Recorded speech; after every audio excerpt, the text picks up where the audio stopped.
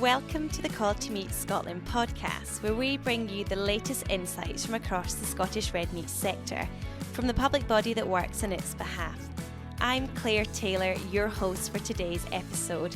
Join us as we dive into market trends, brand communications and industry development projects in relation to Scotland's red meat sector, featuring experts, guests, farmers and stakeholders.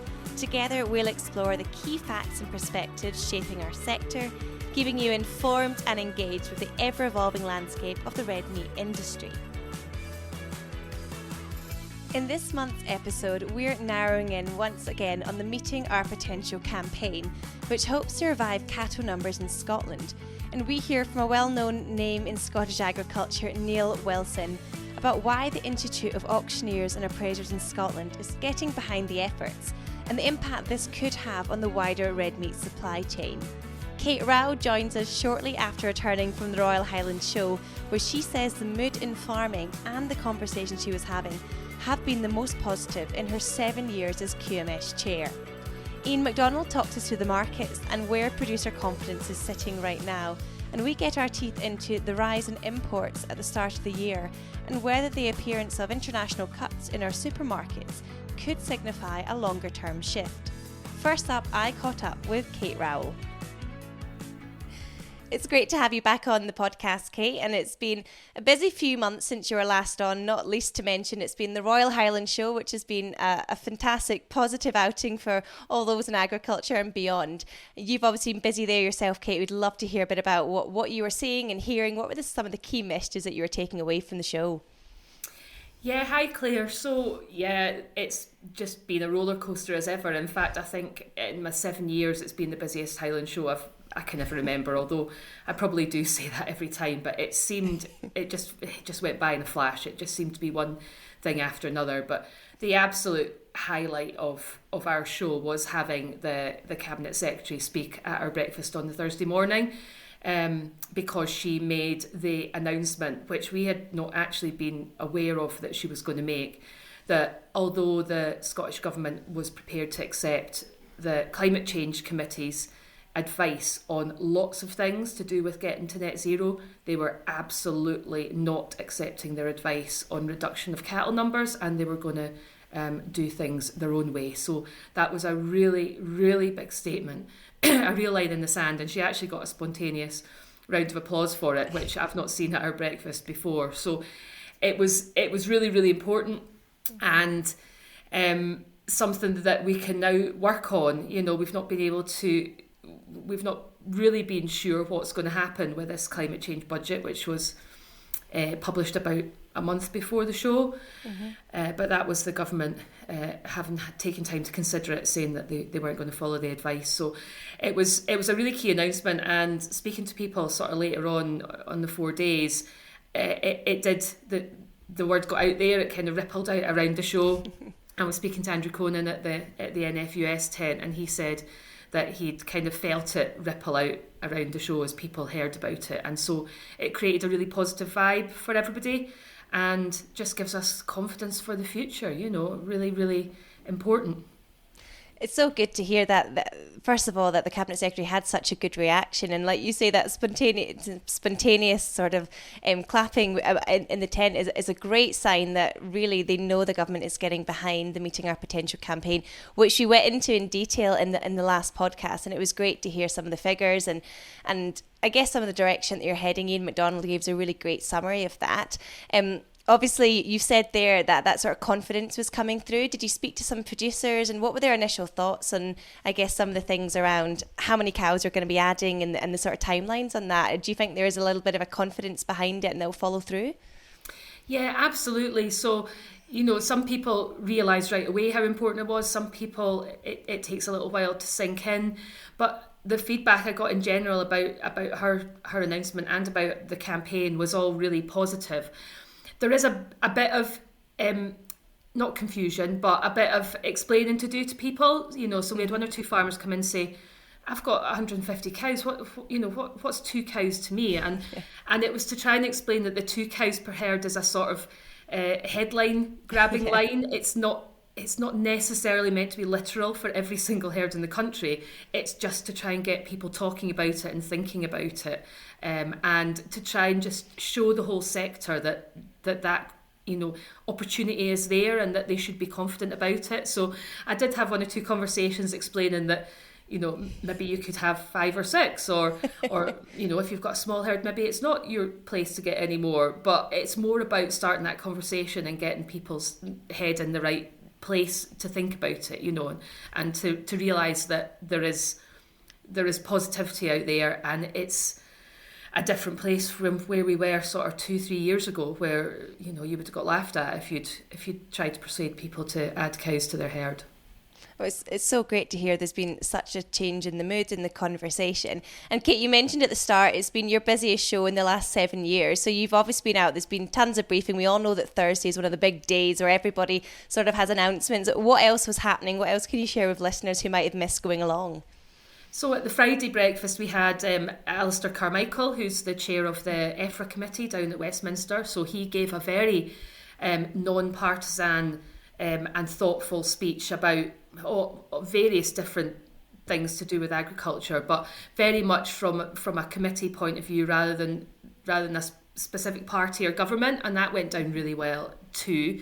Sarah and I both spoke as well, obviously at our own breakfast, but I was also asked to speak at the Nature Scot reception, which was a really good opportunity to just try and help get across the message to the environmental side of the sector that we are willing to play our part, we're there ready to go, and that cows in particular, but all livestock really, can help so much with the increase that we need in biodiversity. So I sort of focused on, how I'd stopped the bike the other day out in the field and all the different things I'd heard and seen, and tried to get across to them how farmers really do care about this, and they just need enabled to help increase biodiversity. It's not that we're all out there trying to sort of poison and kill everything that we come across, because that's just not true.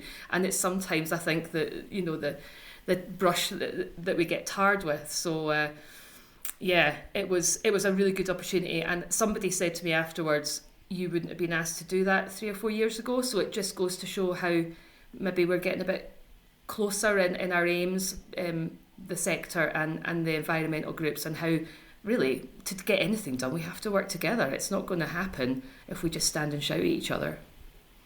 Oh, that's great to hear there's been such traction on these really important environmental questions as well, Kate. And just outside the tents, outside the sort of policy panels and everything, what was it like actually looking around the show, and how many people were turning up, and what was your sort of highlights, or what were you seeing as you were wandering around?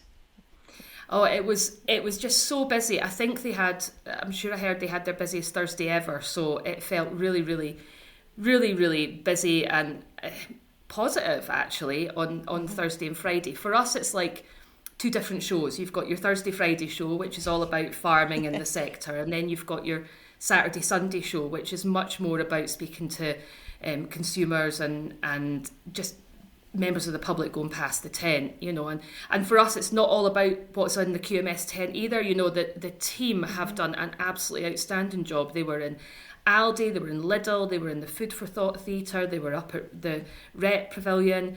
They've been all over the place selling t-shirts. I think they've done a record trade in t-shirts, the proceeds for that going to RSABI. So overall it was just a really, really positive experience for everybody.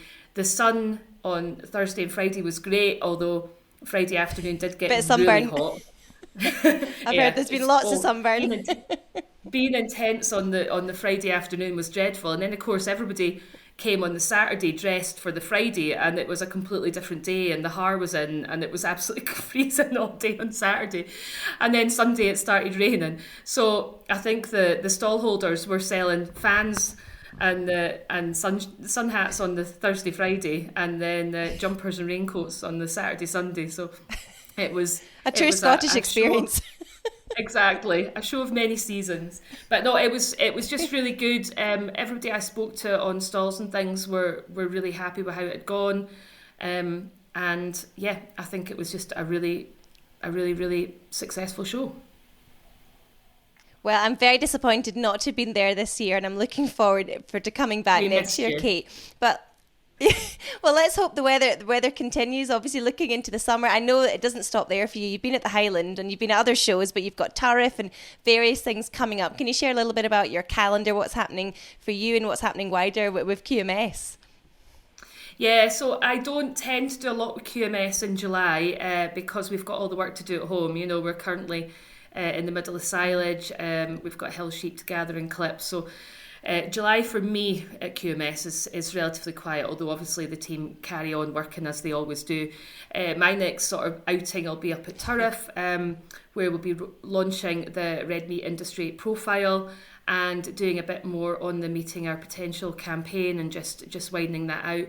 I know there are other parts of that campaign going on with the rest of the team. You know, there's more work being done on the consumer side, on the influencer, on the decision maker side, but that'll be the next time that we're really pushing the campaign towards the farming sector. So I'll be up at Tariff for that. I think I'm going to IAAS Show as well.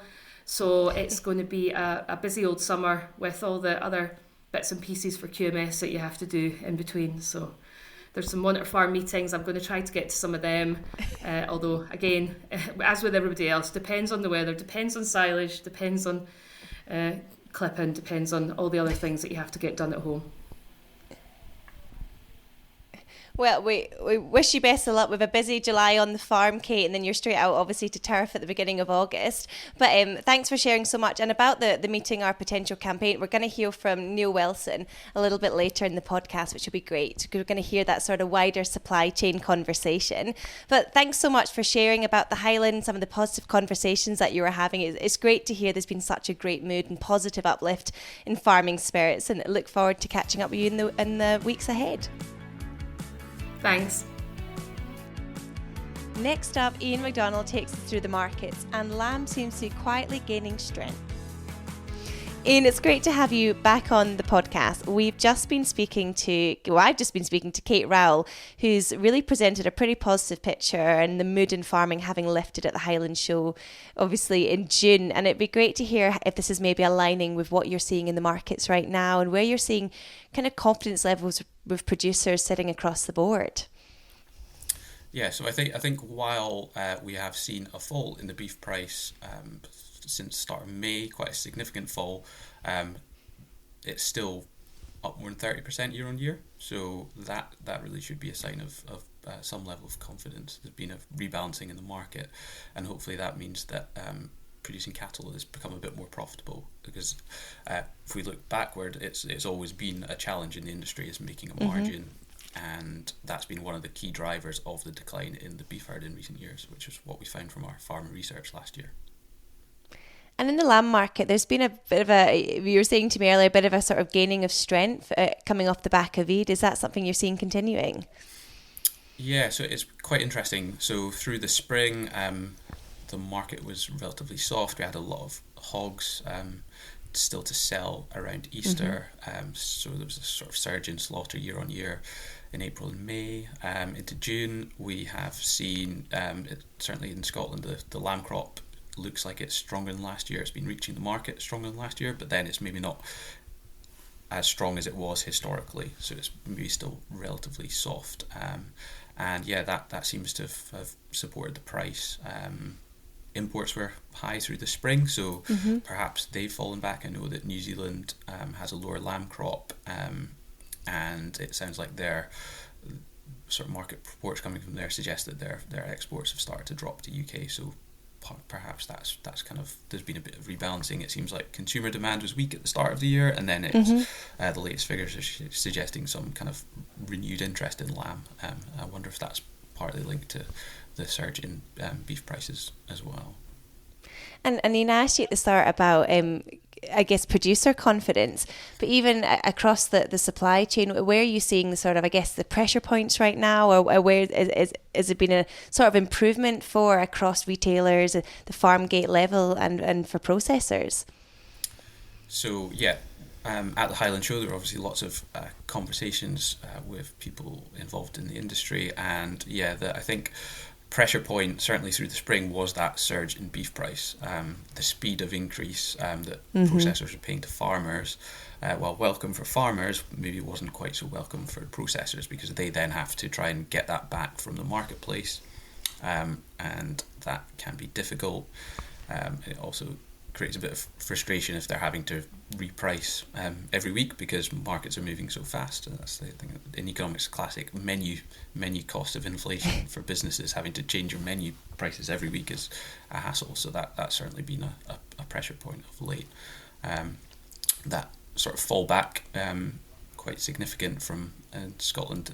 Steer prices were about $7.20 a kilo at the peak, and they're now down to about $6.45, and seem to be sort of starting to stabilise at the end of June. So I think processors would be happy that the price has sort of come down from its peak, and it might be a bit more sustainable than it certainly was. And in looking at the global picture right now, we've seen imports from non-EU countries have been up 55% in the first third of the year, primarily countries like Australia and New Zealand. What's driving this trend, and do you think it's sustainable or simply it's a short-term response to some of the tightness in domestic supply? Yeah, so I think that sort of the surge in beef price here, certain and tightness of that supply-demand balance certainly led people in the supply chain to look elsewhere for alternatives and at a lower price point. That's always been the case. Food service, you'd expect to see more of that sort of competitive priced products, generally steaks coming in from Brazil, Australia, New Zealand, and obviously Australia and New Zealand now have greater market access through their free trade agreements. That's the kind of question, like looking forward, how sustainable is it? Is that here to stay? And we've seen it starting to sort of be the retailers test the water a bit with those non-EU product ranges at a good attractive price point for consumers.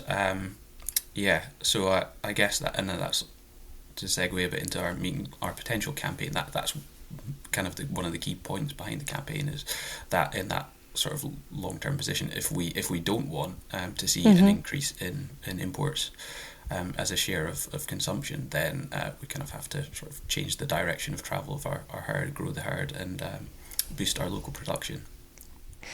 I think that's a positive message to send to listeners. We don't want to see that longer term shift and seeing that meat being imported meat positioning itself in that retail market. So if that's a driver to invest in actually the meeting our potential campaign and increasing the herd, that's a really positive point. And is there any sort of final messages that you'd sort of share, Iain, or any reflections that we've not covered? I guess it's that kind of long-term confidence piece. The demand is certainly there, as we've seen in the last year. That rise in beef price, the lamb, even if segueing into lamb a bit, lamb market was really strong on the demand side last year. So we actually had an overall increase in supply despite our kind of reduced local production. There's a big surge in imports. Export volumes were down a bit, but I guess that we had increased supply, but farm gate prices still increased, and then this year again, prices looking fairly positive for producers on an increased lamb crop. Those kind of long-term supply demand balances are suggesting that meat is in demand.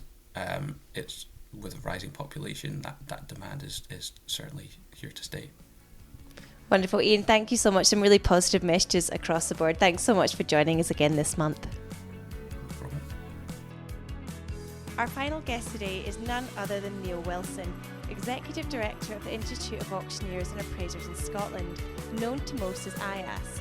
He shares his thoughts on the Meeting Our Potential campaign, what he's hearing from farmers, and what is his vision for the future of Scotland's beef sector.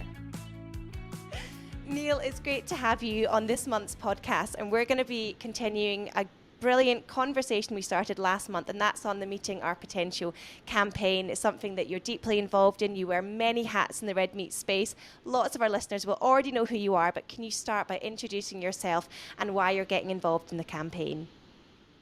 Yeah, so look, my main role is I'm the Executive Director at the Institute of Auctioneers Appraisers in Scotland, and that effectively is the membership body for for what most people on this call will know as the Scottish Livestock Auctioneers, who are based the length and breadth of the country. Look, we're absolutely getting behind this campaign. I started with the Institute of Auctioneers back in early 2020, those fantastic pre-COVID days. And it became apparent to me pretty quickly through the sort of auction mart data, the sales profiles we were seeing. There were a lot of cull cows going through, more than most markets had been selling previous to that. So we'd sort of calling and saying for some time, look, cow numbers are coming down. I think the statistics that have come out since then have sort of borne that out. And we were sort of highlighting challenges to farmers, auction markets, the whole red meat supply chain, and then the broader Scottish economy. There are a lot of jobs tied up in this red meat supply chain. So absolutely delighted to be part of the Red Meat Resilience Group and to get right behind the Meeting Our Potential campaign. The background work that QMS have done around about this, showing the demand, the increased demand across the UK for red meat between now and 2030, has been great. And what's not to like? I mean, why? What a great opportunity to grow our business alongside that UK demand. Excuse me. We're a great place for beef cattle, a brilliant climate. Some people might argue just now, a bit like myself, when you're trying to catch silage between the showers, but generally speaking, good grass growing area. Brilliant place. We've got a great brand behind us, Scottish beef brand, globally recognised. What an opportunity to sort of rekindle the love for cows. I think you're probably a bit like me, Claire. I mean, my wife she calls me a cow cuddler. Love cows. So what's not to like about trying to regrow this business? Yeah. And actually, the way the market's looked over the last few months as well should provide a lot more optimism. There's been a sort of a reset, I would say, in the price over the last few months. I know it started to edge down in the last few weeks, but generally speaking, if you look at that and you look at the business conditions, I think there's a great opportunity there for farmers to grow, auction markets to support them, and the whole red meat supply chain to get behind this and get cow numbers moving in the right direction rather than the wrong direction. Neil, there's so much that I want to pick out of that I know we're gonna get into, because ultimately it's a pretty modest ask. The figures have said two cows per herd for the next few years, but you've made the point there about this is about the wider economy this is going to be feeding into, and I think the figures that Iain Macdonald shared last month was it could generate an additional 281 million to the Scottish economy, and like you say, all the major players reflected along that. It's really going to feed into so many areas. But what I'd love to start by asking you've just been at the Royal Highland Show. What was the mood with farmers you were speaking to? What was the reception? I know you've been at all the meetings with the, on Thursday, it's always all the kind of official government meetings. What's everyone saying about the campaign? So, look, the vibe I picked up was pretty much everybody getting behind that. Really positive news. Try to build some confidence. Mary Goujon and the QMS stand at QMS breakfast on Thursday morning certainly appeared to be getting behind it. It was also great news that she announced that the government were going to reject let's not go into what I think of the Climate Change Committee's recommendations to reduce livestock, Claire, because you need a lot of beeps from your beep machine, I suspect. But but it was great to hear government saying, look, we're not going to follow that. That doesn't, some people will not like the Rics, but that doesn't excuse us from our obligations to try and improve our environmental credibility and footprint.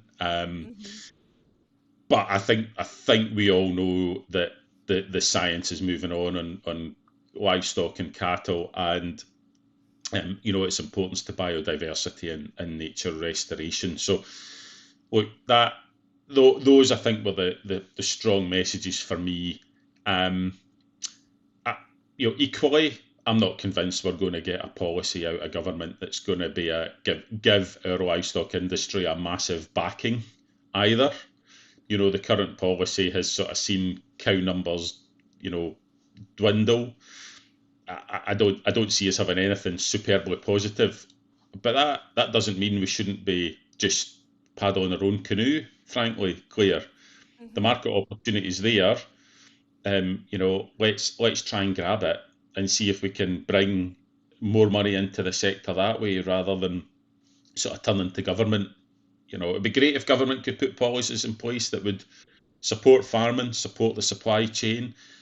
I'm probably not high in confidence that that's going to happen. So, let us just go as an industry and see if we can create the opportunities. Because again, let's flip back to what we said earlier. The work that Iain Macdonald and the team have done shows that we've got an opportunity to grow into this market. Let's get on with it and go and do it. Any other industry and business would look at that as a phenomenal opportunity. So we should just be doing the same. And from some of the farmers that you're speaking to about this, I mean, are they seeing barriers to actually investing in their herds, or what could be some of the things that you think could step in the way of us achieving this? Yes, I think labour is always the one point that comes up. Access to labour, the cost of labour. And I think in this game, Claire, like in so many other businesses, we talk about all sorts of things, but the reality is it all comes back to money, doesn't it? If the economics are working well, we can afford to pay better wages and salaries for people and make the industry more attractive to come into. So yeah, okay. I'm not saying for a minute that there are loads of people out there looking for jobs. It is a tough market. Yeah. But if we can make the industry more financially viable, then there should be more money there to be able to pay staff and to pay families for the great job that they do. So that's one big barrier. The other one, probably kind of linked to it, is succession. It's been a hugely underinvested part of the farming sector for so long now. There will be a lot of farms out there that are well farmed but pretty tired. Handling systems tired, sheds tired, fences tired, all of that. So there's a reinvestment, I think, will be a challenge. Where does that take us back to, Claire? It takes us back to money, the economics, the profitability of the sector. And I know a lot of people, and listen, I used to do this 10, 15 years ago when I was in my previous career of banking, efficiency, productivity, I think we need to kind of move on for that. I think if you're still in this sector, you're relatively efficient. I'm not saying that there can be lots of improvements made across any business in any sector, but I think if you're still here, given everything that's gone on over the last 10 years, from subsidy change to COVID to the mad inflationary pressures we had a few years ago, you've probably got a fairly resilient business. There's probably something there that you can take forward. So, I think the discussion needs to move on to, right, okay, yes, we still want to focus on efficiency and productivity, but actually there's a lot more need for the top line for farmers to see an increase. We can be farming, and we've seen that come through over the last few months, but that needs to be sustained. And I think our whole chain needs to understand that needs to be sustained. If we see beef price dropping through the floor again, it's not exactly a signal of confidence, and could dent some of what we're trying to do. So again, this is the whole chain needing to play its part, clear from the farm gate through the auction market all the way to the processor and the retailer. Everything needs to be working as closely together as we can. Market dynamics will play some sort of shift, but globally, globally we keep hearing that beef is short. So I was just about to say that. I mean, that is we've almost talked about it in the last 2 or 3 podcasts episodes. Is the fact that really livestock decline it's happening around the world in some of the biggest beef producing regions. I think it's only Australia is one of the major regions areas which is actually increasing. Everywhere yeah. else is dropping, whereas demand is increasing. So there's a signal to really boost confidence, isn't there, that there's going to be, and those projections from Iain are showing for the next few years where that population rise in the UK, it does send a real boost, doesn't it? Yeah, but again, Australia, there's a relative flux there, isn't it? The numbers do float up and down depending on the weather patterns and things like that. And Australian farmers are a lot more, I'm not saying they're happy about it, but they're a lot more open-minded about destock and restocking, whereas in the likes of Scotland, it's just not a thing, is it? You're not destocking and once you destock that, you're generally, that's you've decided we're out, we're moving on, doing something else. So, that upward run in your part of the world, Claire, could there's always the chance that that's going to ease off. You're right. You look at America. I can't remember, but there was the lowest cattle population for tens and tens of years. So, yeah, look, there's opportunities here for expansion. I think a few people have sort of said to me, especially at the show, well, where are the cows going to come from? And it's quite a big thing just now, isn't it? If you look at, a good store heifer through the store ring at any auction market is going to be well bid on. It takes a lot to think, am I going to hold the heifer back for breeding, as opposed to the money's on the table through the ring just now. So, but again, I think if there is, and again, you talked earlier about the sort of target 2 cows per herd. But I'm not so fussed about. I think I said in the quote for the press release. I don't know about 222 cows on. Doesn't really matter. If we get moving in a positive direction, if people want to put more on, great. But that's aspiration. So, if you can hold some heifers back for breeding that you might not normally do, great. There's a bit of cash flow impact to that, but hopefully the way generally the prices have gone in the last few months is that, the top line should still be showing an increase, and you're growing your herd, adding to your stock levels, improving your balance sheet. Sorry, this is the banker in me coming out now, Claire. Well, let's get back to red meat and things like that. So.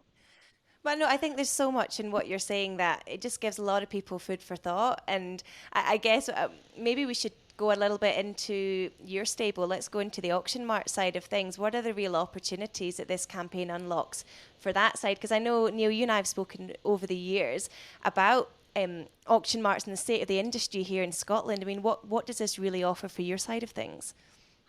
So I think probably let's kind of start where we've been. We're selling Scottish auction markets. Last year sold around about 330,000 head of cattle.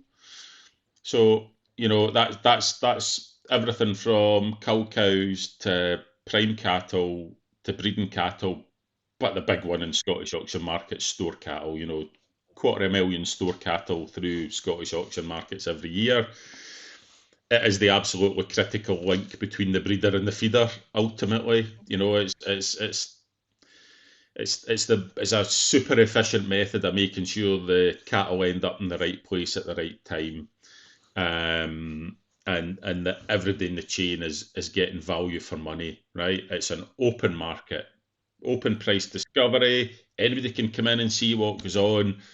So the market price is created there, and it's very little to argue about there, really, because anybody can come in and take a bid at it.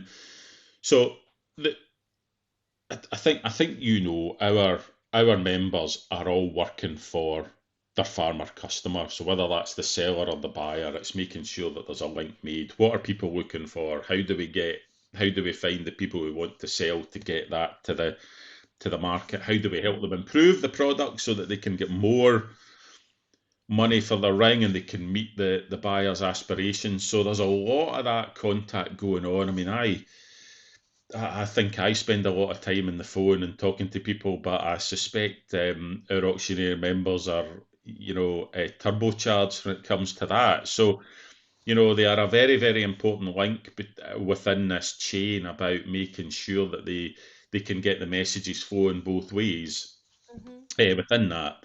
And the bottom line is their trade is selling livestock, right? So the more there is to sell, Claire, the better.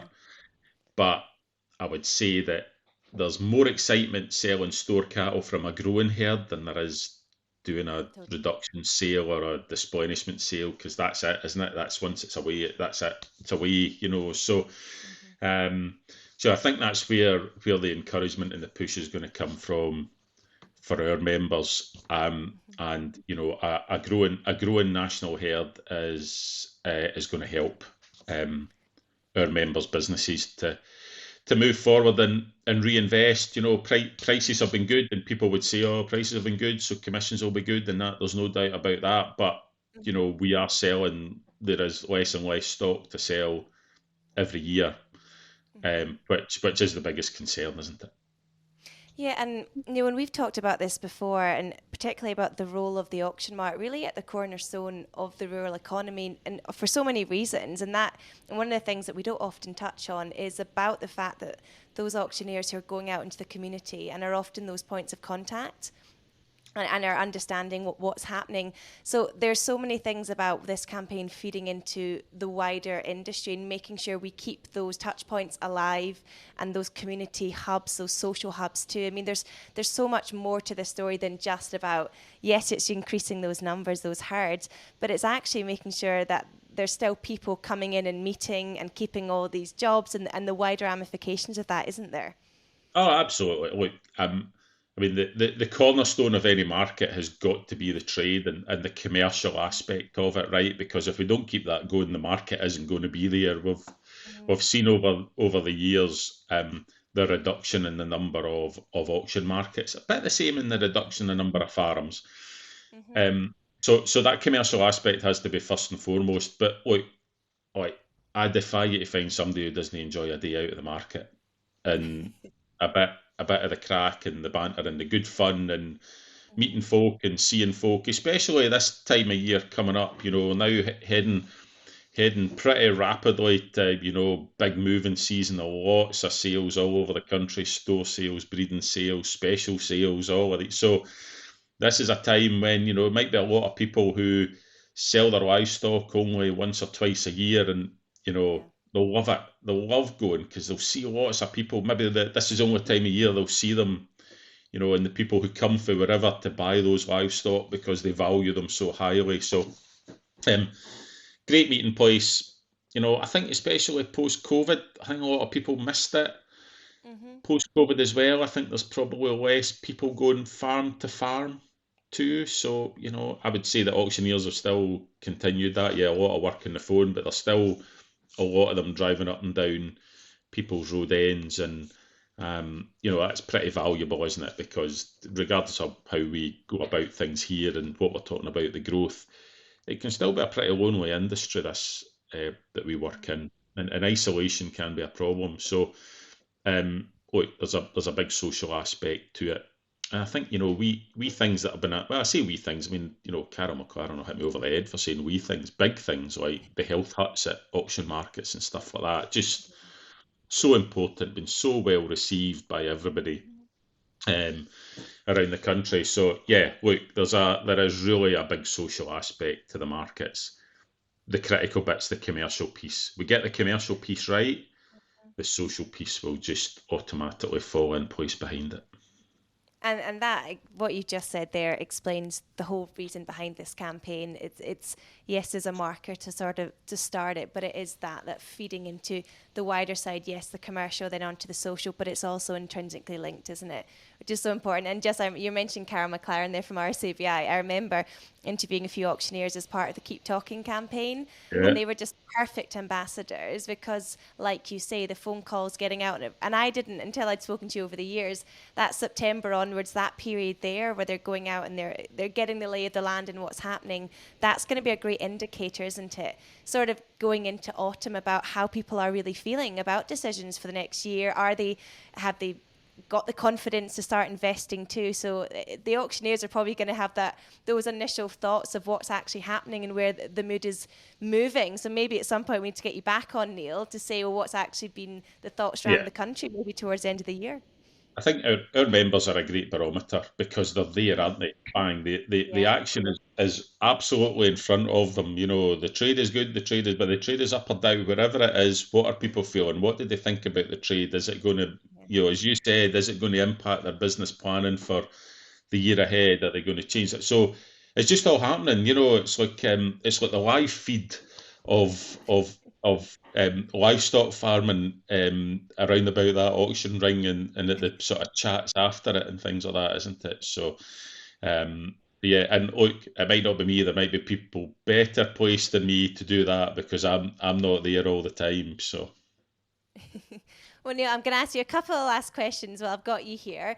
I'm going to ask you to get your crystal ball out, and we're going to look to the future of the red meat sector in Scotland. And I can see the faces you're making, listeners cannot. But if I was asked you to sort of say, where do you see the vision of the future of Scottish beef in the next 5-10 years? What would you like to see happening? Yeah, somebody told me don't make predictions, but that's not going to stop me, Claire, as you know. So it's not really a prediction, and you said where would you like it to be, so it's not where I think it will be, it's where I would like it to be. Yeah. There, we'll let you have that one, yep. Yeah. It's been a downtrodden industry for years and years and years now. It's been very much a hand-to-mouth sector. I saw that when I was in banking. People talk about, I talked earlier, didn't I, about underinvestment. People say, well, why they're not investing? But just the money's not there. But bottom line, the money was not there. And what I hope is that what's happened over the last sort of 6 to 12 months in terms of seeing the livestock values increase, seeing the dead price increase and things like that, that money will flow properly back down the chain and will end up on farm and will boost confidence and will allow some investment. Because I think if you can invest in your business, and right, we're all farmers, we love a shiny thing or two, don't we? I mean, it's just it's just something it is. We love livestock, but we also like a shiny thing. So, if we can invest and get, upgrade the handling systems, embrace more technology that's out there. I was at the Royal Highland Agricultural Society presidential seminar that George Lyon ran a few weeks ago. And some of the things that are here already, but are also coming down the line that can help, that can reduce that reliance on labour that we talked about earlier, and maybe get us on the front foot. Things like, I really hope we can get the UHF tagging properly over the line and actually in and done. I think that all helps with health and safety, and makes it just a more enjoyable job, right? I mean, it needs to be enjoyed. The money can be better and all of that, but we need to enjoy it, right? We need to get a bit of satisfaction out of it. And I think if we can see that money flowing through, people investing in their businesses, been able to embrace technology, improve the genetics of their herd and invest in that will all just move us on nicely. It will build confidence, it will bring younger people in and through, and that's what will ultimately help us push on and grow these cattle numbers to fill that demand that our UK consumer is basically given us the opportunity to do. And they want our beef, Claire. They don't really want to buy an imported stuff. I mean, imported stuff will come in. We need to accept that that's competition. But the UK consumer's given a very strong signal. We want Scottish beef. Our job and opportunity is to give them what they want. And why hand away that opportunity when we can retain that money here in the Scottish economy? I think it's a really important point. And I think everything you've said there, Neil, there's so much that flows into this conversation. You've given me a big answer, so I'm going to ask you one more, just to keep it nice and tight and concise as a lasting message for listeners. But if they're just to take, if I can ask you to take one key thing, one message to tell listeners about the campaign that they can sort of mull over off the back of everything that you've said, what's your kind of final word, Neil? Final word is the future's bright. Get a plan in place about how you're going to get some more cows on, and let's just go for it. The whole lot of us, everybody in this chain, let's just go for it. What an opportunity. Amazing. Neil, thank you so much for your time this evening, your morning, and just fascinating insights for everybody. But I do think there's so much room to get you back on the podcast. In a few months' time, we'll get you signed up for it now. We'll get better internet so we can ensure it's a streamlined process. But Neil, thanks so much for your time, and look forward to catching up and hearing how the campaign goes. Great. Thanks for having me, Claire. Thanks to QMS for the invitation. Thank you for tuning in to the Quality Meats Scotland podcast. Don't forget to subscribe wherever you listen for more monthly episodes as we continue to explore the vital topics affecting the red meat industry. If you want to stay updated with the latest news in our sector, be sure to sign up for the weekly QMS newsletter by emailing info@qmsscotland.co.uk. Join us next time for more insights from experts, farmers and industry leaders. But until then, stay connected with us on our social channels and keep up with the latest news from Quality Meats Scotland.